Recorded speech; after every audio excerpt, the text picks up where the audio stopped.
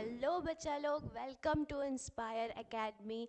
जैसा कि last lecture में हम लोगों ने सेल के बारे में, कोशिका के बारे में, बहुत सारी चीज़ों के बारे में जाना था। तो हम मुझे ये लग रहा है कि अभी तक आप लोगों को वो सारी चीज़ें क्लियर हो गई होंगी। अब हम आगे कुछ सेल्स के टाइप्स देखने वाले हैं। टाइप्स यानी प्रकार, ठीक है। कितने प्रकार की सेल्स होती हैं? अभी तक हमने दो प्रकार देखे, प्रोकैरियोटिक और यूकैरियोटिक। तो ये तो बेसिक था, ठीक है। लेकिन उसके बाद कहाँ हमारी बॉडी में कितने टाइप की सेल्स होती हैं, प्लांट्स में कितने टाइप की होती हैं, कितने अलग अलग टाइप की होती है, ये सारी चीज़ें हमको थोड़ा थोड़ा देखते हुए चलना है। फिर हम डिटेल में भी जाते जाएंगे। अगर आपको कहीं पर कंफ्यूजन है तो कमेंट सेक्शन में बताइएगा, ठीक है। तो चलिए हम आगे बढ़ते हैं। सबसे पहले मैं एक ब्लैंक साइड लेके आपको समझाऊंगी, ठीक है। तो यहाँ पे सबसे पहले आप डायग्राम देख लो एक बारी। चलो, या मैं आपको यहाँ पर भी समझा सकती हूँ, ध्यान दो। ये आपको पता है कौन सी सेल्स हैं? ये है आरबीसी, ठीक है। किसके बारे में पढ़ रहे हैं हम? Types of cells. अभी तक हमने सेल के बारे में पढ़ा। सेल का जो वर्ड है वो किसने दिया था? रॉबर्ट हुक ने दिया था। सेल जो न्यूक्लियस है उसका जो उसको डिस्कवर किसने किया था? उसको रॉबर्ट ब्राउन ने किया था। ये सारी चीज़ें हमने देखी। प्रोकैरियोटिक यूकैरियोटिक में डिफरेंस देखा। अब हम प्रकार पे आ रहे हैं, ठीक है। तो यहाँ पर आरबीसी, ठीक है। आरबीसी का फुल फॉर्म तो सभी को पता है, ठीक है। रेड ब्लड सेल्स, ठीक है। या कई जगह अगर लिखा होगा रेड ब्लड कॉर्पसल्स, तो कॉर्पसल्स का मतलब भी सेल्स ही होता है, कोशिका होता है, ठीक है। लेकिन आपको ये याद रखना है कि इनको और क्या कहा जाता है? एरिथ्रो, एक मिनट, आरबीसी, आरबीसी को हम क्या बोलते हैं? एरिथ्रोसाइट्स, ठीक है। अब मैं बात करूं किसकी? ये तो ये क्या है? ये है WBC, ठीक है। तो इसको हम बोलते हैं white blood cells. White blood cells generally हम इसको क्या कहते हैं? Soldier of a body. क्यों कहते हैं? क्योंकि चाहे अगर बड़ी बीमारी हो या छोटी बीमारी हो, जब लड़ने का काम आता है तो वो यही काम आती हैं हमारे लिए। तो WBC क्या करती है? सारे इन्फेक्शन को खाने का काम करती है, उनको किल करने का काम करती है, ठीक है। WBC का जो पूरा एक बहुत बड़ा चार्ट है, क्लासिफिकेशन है, अगर मैं बोलूँ तो वो हम हार्ट वाला जो चैप्टर है, हार्ट वाला चैप्टर मतलब कौन सा? कार्डियोवास्कुलर सिस्टम, ठीक है। अगर मैं कार्डियो की बात कर रही हूँ, वस्कुलर की बात कर रही हूँ, इसका मतलब ब्लड वेसल्स की बात चल रही है। कार्डिक वर्ड हमेशा किससे कनेक्टेड होता है? हार्ट से कनेक्टेड होता है। ये आपको याद रखना है, ठीक है। एक एक चीज़ मैं हिंदी में बता रही हूँ, तो मुझे नहीं लगता आपको कहीं पर भी कोई दिक्कत जानी चाहिए। अगर फिर भी दिक्कत है तो आप कमेंट सेक्शन में बता सकते हैं, ठीक है। चलिए, तो अगर मैं WBC की बात कर रही हूँ तो मैंने क्या कहा? सोल्जर्स। इसका मतलब वो फाइटिंग में मदद कर रही है, ठीक है। तो WBC में हमने ये चीज़ देखी, ये चीज़ समझी कि सबसे पहले तो हमको अभी तक कि इतना ही पता है कि जो न्यूक्लियस है वो हमको एक दिखता है सेल में, ठीक है। तो ऐसा नहीं है, न्यूक्लियस बहुत सारे टाइप के भी हो सकते हैं। टाइप यानी मतलब यहाँ पर हमें ऐसा दिखाई देता है, जैसे आपको डायग्राम में दिख रहा होगा कि कुछ जगह लोब, लोब का मतलब मैं बोल सकती हूँ सेक्शन ले लो या कंपार्टमेंट ले लो, ठीक है। तो कुछ WBC में जो न्यूक्लियस है उसका जो नंबर है वो वेरी करता है। वेरी यानी कुछ में दो होंगे, कुछ में बहुत सारे होंगे, ठीक है। तो अगर दो हैं तो बाय लोब्ड, बाय वर्ड किसके लिए यूज होता है? दो के लिए। मल्टी लोब्ड यानी बहुत सारे दिखेंगे। तो ऐसा नहीं है कि न्यूक्लियस एक ही हो, न्यूक्लियस बहुत सारे नंबर में भी दिखाई दे सकते हैं। इसका एग्जाम्पल WBC, ठीक है। अगर मैं RBC की बात करूं तो RBC में हमने क्या देखा अभी तक के? RBC में हमने ये देखा कि RBC में कोई भी सेलुलर ऑर्गेनल नहीं होता। अगर मैं सेलुलर ऑर्गेनल की बात कर रही हूँ तो क्या बोल रहे हो मैम आप?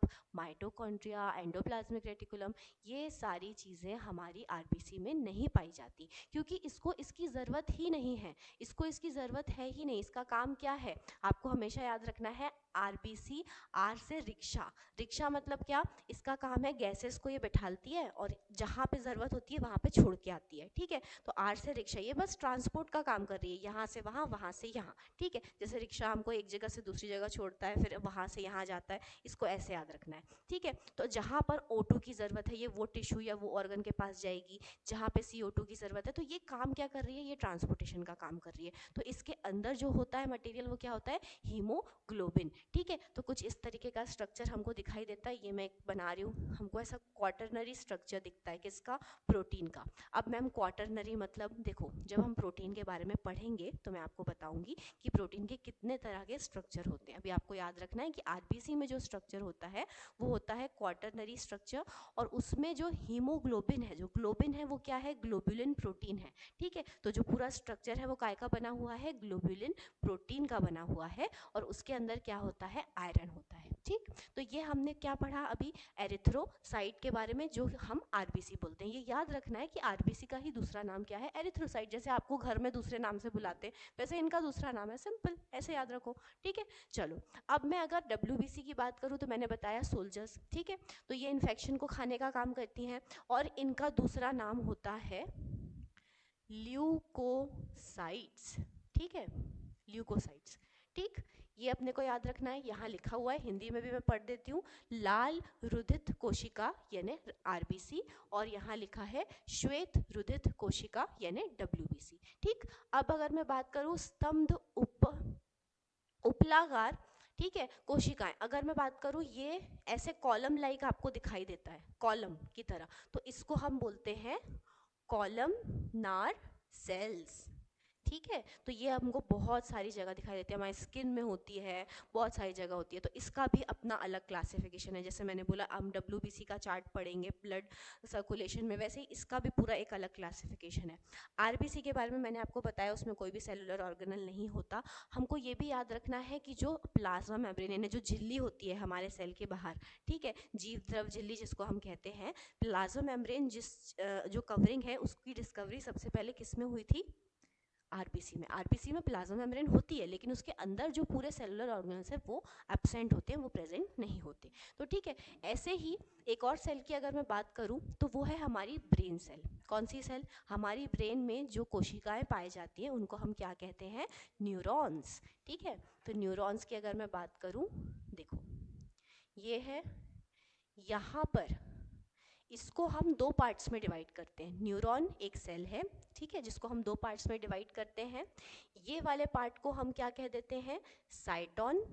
ठीक है, और उसके बाद इससे एक सीधा स्ट्रक्चर दिखाई देता है, ये है आपकी माइलिन शीथ। इसका पूरा स्ट्रक्चर मैं एक्सप्लेन करूंगी, अभी घबराना नहीं है। ठीक है, और ये वाला जो पार्ट होता है इसको हम बोल देते हैं एक्सॉन। ठीक, उसके बाद यहाँ से ऐसी शाखाएं निकलती हुई दिखाई देती हैं, या ब्रांचेस बोल सकते हैं, तो इन्हें हम क्या बोल देते हैं, इन्हें हम बोलते हैं डेंड्राइट्स। क्या बोलते हैं, डेंड्राइट्स। ठीक है, ये सबसे लंबी कोशिका होती है। ठीक है, आकार के अनुसार भी इनका फंक्शन होता है, ये हम अभी आगे देखेंगे। यही चीज़ लिखी हुई है आपकी एनसीईआरटी में कि आकार के अनुसार फंक्शन, मतलब ये इतनी लंबी लंबी है तो हमारे जो फंक्शन हम कर रहे हैं, मेरा ब्रेन आप मुझे सिग्नल दे रहा है, मैं आपको पढ़ा रही हूँ, इतने फास्ट सारी प्रोसेस हो रही है, मेरा हाथ हिल रहा है, मुझे पानी पीना है, या पानी की बॉटल अगर एकदम से गिर जाती है तो मैं उसको पकड़ लेती हूँ। तो ये जो इतने फास्ट एक्शन हम करते हैं, कितने जल्दी जो है सिग्नल का जो बोलना चाहिए ट्रांसपोर्ट चल रहा है हमारी पूरी बॉडी में।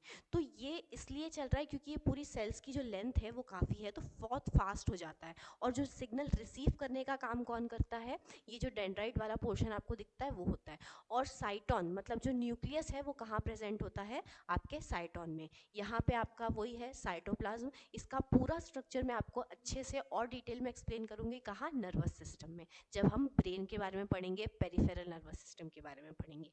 ठीक है, तो आई होप जितनी भी चीज़ें अभी मैंने आपको बताई हिंदी में आपको अच्छे से क्लियर हुई होंगी। ये सारे इंग्लिश के ही वर्ड्स हैं, मैंने स्ट्रक्चर बना के आपको बता दिया कि किसको हम क्या कहते हैं। ठीक है, तो ये अभी हमने कुछ टाइप्स पढ़े हैं सेल के। ठीक है, अब आगे देखते हैं आपकी एनसीईआरटी क्या बोल रही है। ठीक है, देखिए, चलिए तब तक मैं पानी पी लेती हूँ।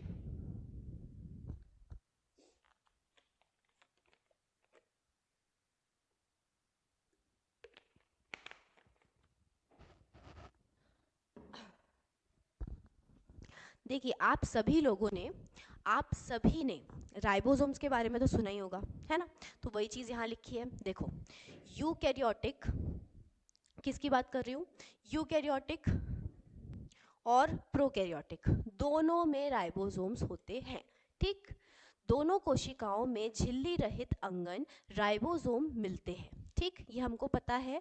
ठीक है, प्रोकैरियोटिक की बात करूँ तो वहाँ पर होते हैं 70s और हमारी इसमें 80s। ये इस तरह से दो सब यूनिट से मिलकर बने होते हैं। सब यूनिट का मतलब होता है दो सब यूनिट किसकी, प्रोटीन की। ठीक है, प्रोटीन से मिलकर बने होते हैं और एक धागे जैसा एक स्ट्रक्चर हमको दिखाई देता है जिसको हम बोलते हैं आरएनए। उसका फुल फॉर्म क्या है, राइबोसोमल आरएनए। ठीक है, तो ये 70s और 80s हो गया। ठीक है, अभी हम बात किसकी कर रहे हैं, प्रोकैरियोटिक सेल की। तो इसमें जो दोनों यूनिट है उसमें से एक होती है 50 और एक होती है 30। ठीक है, नहीं एक मिनट, देखो यहाँ पे देखते हैं। ठीक है, यहाँ पे क्या लिखा हुआ है, कोशिका के भीतर राइबोसोम केवल कोशिका द्रव में ही नहीं बल्कि दो अंगों, हरित लवक पौधों में व सूत्र कणिका में व खुरदुरी अंतर्द्रवी जालिका में भी मिलते हैं। देखो ये किसकी बात कर रहा है, ये बात कर रहा है रफ एंडोप्लाज्मिक रेटिकुलम की।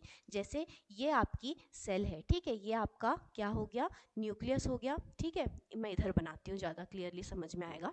देखो ये आपकी सेल है ना, ये आपका न्यूक्लियस है, ये आपकी न्यूक्लियर मेम्ब्रेन हो गई। अब इसके बाद ये ऐसे आगे बढ़ के एक सेल ऑर्गन का फॉर्मेशन करती है जिसको हम क्या बोल देते हैं, जिसको हम बोल देते हैं एंडोप्लाज्मिक रेटिकुलम। इसके ऊपर भी कुछ ऐसे दानेदार स्ट्रक्चर हमको दिखाई देते हैं, संरचनाएं दिखाई देती हैं जिनको हम बोलते हैं राइबोसोम। इसीलिए उसको क्या कहा जाता है, रफ एंडोप्लाज्मिक रेटिकुलम, और जिसमें प्रेजेंट नहीं होते उसको हम बोलते हैं स्मूथ एंडोप्लाज्मिक रेटिकुलम। तो यहाँ वही चीज़ लिखी हुई है कि ये साइटोप्लाज्म में भी प्रेजेंट होंगी, ये यहाँ पे भी इस तरीके से प्रेजेंट आपको दिखाई देंगी। ठीक है, लेकिन ये साथ में एक ऑर्गेनल के साथ भी जुड़ी हुई होती हैं जिसका नाम है रफ एंडोप्लाज्मिक रेटिकुलम। जंतु कोशिकाओं में झिल्ली रहित तारककाय केंद्रक जैसे अन्य अंगन मिलते हैं जो कोशिका विभाजन में सहायता करते हैं। ठीक है, कोशिका माप, आकार व कार्य की दृष्टि से काफ़ी भिन्न होती है। ठीक है, उदाहरण सबसे छोटी कोशिका माइकोप्लाज्मा। ये हमको बहुत अच्छे से याद रखना है कि सबसे स्मॉलेस्ट सेल कौन सी है, माइकोप्लाज्मा। ये क्या है, ये एक तरीके का बैक्टीरिया है। ठीक, चलिए अब इसमें इसका जो लिखा हुआ है लंबाई दी गई है 0.3 म्यू एम माइक्रोमीटर। ठीक है, जबकि जीवाणु बैक्टीरिया में 3 से 5 म्यू एम, ठीक है, की होती है। पृथक की गई सबसे बड़ी कोशिकाएं शुतुरमुर्ग के अंडे के समान है।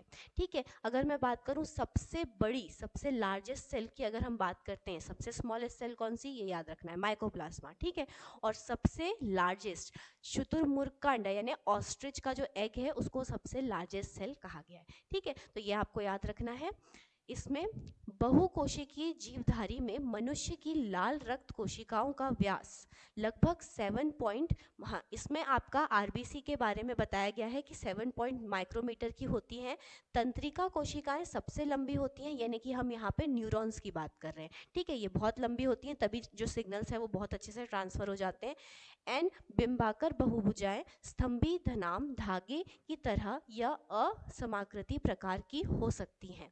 कोशिकाओं का रूप उनके आकार के अनुसार भिन्न हो सकता है। ये मैंने आपको अभी क्लियर किया था कि जो उनकी जिस तरीके से उनका स्ट्रक्चर दिखाई देगा, अब ये लंबी हैं, छोटी हैं, ठीक है, अगर उनकी मेम्ब्रेन ऐसी आपको मुड़ी हुई दिखाई दे रही है तो उसके पीछे भी कोई ना कोई रीज़न है। तो उनका जो आकार है वो उनके फंक्शन को, उनका जो कार्य है उसको डिस्क्राइब करता है, उसको बताता है। ठीक है, चलिए अब हम आगे बढ़ते हैं। आगे क्या लिखा हुआ है वो देख लेते हैं। प्रोकैरियोटिक कोशिकाएं, प्रोकैरियोटिक कोशिकाओं के बारे में लिखा है, इसका मैं डायग्राम लेके आई हूँ, तो मैं आपको सबसे पहले इसका पूरा एक बार बता देती हूँ जो लिखा है, उसके बाद हम डायग्राम की तरफ चलते हैं। प्रोकैरियोटिक कोशिकाएं जीवाणु, नील रहित शैवाल, माइक्रोप्लाज्मा। ठीक है, अगर मैं बात करूं ब्लू ग्रीन एल्गे की बात चल रही है यहाँ पे। ठीक है, एग्जाम्पल के तौर पर अगर मुझे किसी ने ये कहा कि प्रोकैरियोटिक सेल को आप कैसे दिखाओगे कि ये प्रोकैरियोटिक सेल है, ठीक है, मुझे एग्जाम्पल दो, मुझे बताओ कि ये है, तो मुझे समझ में आएगा कि हाँ आप इसकी बात कर रहे हो।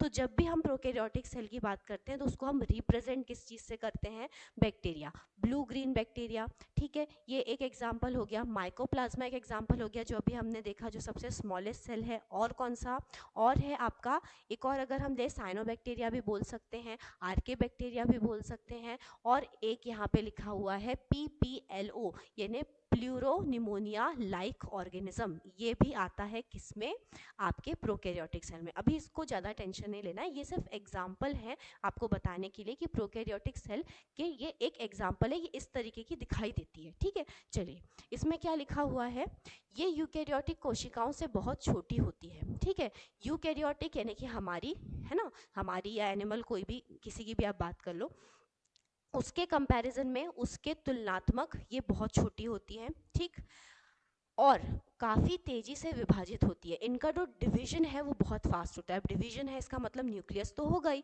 तो आप कैसे बोल सकते हो कि प्रोकैरियोटिक में न्यूक्लियस नहीं होता, इसलिए मैंने बोला था पहले कि न्यूक्लियस होता है लेकिन वेल डेवलप्ड नहीं होता। ठीक है, तो इनका जो विभाजन है वो किसके कंपैरिजन में, यूकैरियोटिक के कंपैरिजन में बहुत तेज होता है। ठीक है, ऐसे याद रखो, छोटी है, छोटा बच्चा तेज भागता है, जो बुजुर्ग हो गया है वो धीरे धीरे चलेगा, तो छोटी कौन है, प्रोकैरियोटिक है, तो उसका विभाजन जल्दी होता है, ऐसे याद रखना है। ठीक है, माप का आकार काफी भिन्न होता है। जीवाणु के 4 मूल आकार, ये देखो इनका जो आकार है, इनका जो शेप है वो बहुत अलग अलग हो सकता है। किस तरह की हो सकती हैं ये, ठीक है, बेसिलस देखो सिलेंडर लाइक दिखाई दे सकती हैं, गोलाकार, ठीक है, कोशा देखो, उसके बाद आपको ऐसे स्पाइरल दिखाई देंगी, ऐसे दिखाई देंगी, आपको एक इस तरीके की सिंपल दिखाई दे देंगी। तो इस तरीके से इसके बहुत सारे शेप जो हैं वो वेरी करते हैं। चलिए अब इसका जो है मैं आपको एक बार डायग्राम दिखाती हूँ, तो जिससे आपको और अच्छे से क्लियर होगा। ठीक है, चलिए आ जाइए। डायग्राम से काफ़ी सारी जो चीज़ें हैं वो क्लियर हो जाती हैं। देखिए प्रोकैरियोटिक सेल का ये डायग्राम है, इसको मैं एक एक चीज़ बता रही हूँ आपको। ठीक है, ध्यान दीजिएगा। ये क्या है, ये है एक बैक्टीरिया। ठीक, मैं नाम रिवील नहीं कर रही हूँ अभी, काफ़ी नोन है। मैंने आपको बोला था कि यहाँ पे क्या किया है, यहाँ पे आपकी एक प्रोकैरियोटिक सेल को लिया है और उसको ऐसे बीच में से काट दिया, तो उसका ये कट सेक्शन आपको दिखाई दे रहा है। ठीक है, मैं दूसरा कलर ले लेती हूँ ताकि आपको आसानी से समझ में आए। चलो, है ना, अभी अभी ये वाला रखते हैं। ठीक, देखो ये वाला जो पोर्शन है ये पूरा हमने पढ़ा था, हमने अभी तक के जो देखा है सेल एनवेलप के बारे में। ठीक है, तो उसमें लिखा हुआ है, देखो यहाँ पे लिखा हुआ है कि ये है आपका क्या, सेल कैप्सूल, और यहाँ पे लिखा हुआ है फिम्ब्रिए। तो मैम ये फिम्ब्रिए क्या होता है, फिम्ब्रिए बेटा ऐसे आपको उंगली की तरह फिंगर लाइक प्रोजेक्शन ऐसे बाहर निकले हुए दिखाई दे रहे हैं आपको ये। ठीक है, तो इनका काम क्या होता है, ये मूवमेंट में मदद करते हैं। ठीक है, मूवमेंट में मदद करते हैं, किसके, बैक्टीरिया के। ठीक है, अब बोल रहे हैं हम राइबोसोम, तो यहाँ पे किसकी बात हो रही है, 70S राइबोसोम, एक ऐसी संरचना जिसमें कि कोई भी मेम्ब्रेन नहीं होती, अब भी हमने देखा वो राइबोसोम में पाई जाती है, जो कि है 70S वाली, 80S हम में होता है। ठीक है, क्रोमोसोम मैंने आपको बताया इसका जो जेनेटिक मटेरियल है या इसका जो पूरा आप न्यूक्लियस देखते हो वो वेल डिफाइंड नहीं होता, देखो ऐसे बिखरा हुआ आपको दिखाई दे रहा है पूरा। ठीक है, तो इसी को न्यूक्लियोइड रीजन बोल सकते हैं, न्यूक्लियोइड बोल सकते हैं सर, एक तरीके से इसको क्रोमोसोम इसमें है। ठीक है, तो ये पूरी तरीके से हम जब हमारी सेल की बात करते हैं तो उसमें कितने अच्छे से सेल न्यूक्लियर मेम्ब्रेन रहती है, अंदर आपको मटेरियल दिखाई देता है, अलग अलग सेल डिवीजन की स्टेट में हम अलग अलग तरीके से क्रोमोसोम को देख सकते हैं। तो वैसे इसमें वैसा कुछ हमको नहीं दिखता। सेल एनवेलप में हमने पढ़ा था ये सेल मेम्ब्रेन है, सेल वॉल है, कैप्सूल है, तो ये तीनों चीज़ें मिलके क्या बना रही हैं, सेल एनवेलप। ठीक है, ये सब चीज़ें हमने देख ली थी। ठीक है, इसमें एक था ग्लाइकोकैलिक्स की लेयर होती है, सेल वॉल जो होती है वो अगर मैं प्लांट्स की बात करूँ तो सेलुलोज से बनी होती है और भी बहुत सारी चीज़ों से मिलकर बनी होती है, और सेल मेम्ब्रेन की बात करूँ तो वो बनी होती है लिपिड बायलेयर से। तो ये एक जनरल स्ट्रक्चर था किसका, प्रोकैरियोटिक सेल का। प्रोकैरियोटिक सेल क्या थी, प्रिमिटिव टाइप की जो प्राचीन सेल थी, वो मैंने आपको बहुत अच्छे से बताया था, जिसमें कि वेल डेवलप न्यूक्लियस नहीं होता। कहीं पर भी आपको यहाँ पर कोई माइटोकॉन्ड्रिया या एंडोप्लाज्मिक रेटिकुलम ये सब नहीं दिखाई देंगे, क्योंकि ये सारे सेल ऑर्गेनल्स इसमें एब्सेंट होते हैं। ठीक है, इसमें प्रेजेंट नहीं होते। चलिए आगे हम अपनी एनसीईआरटी के पास चलते हैं, उसमें क्या लिखा हुआ है ये देखते हैं। चलिए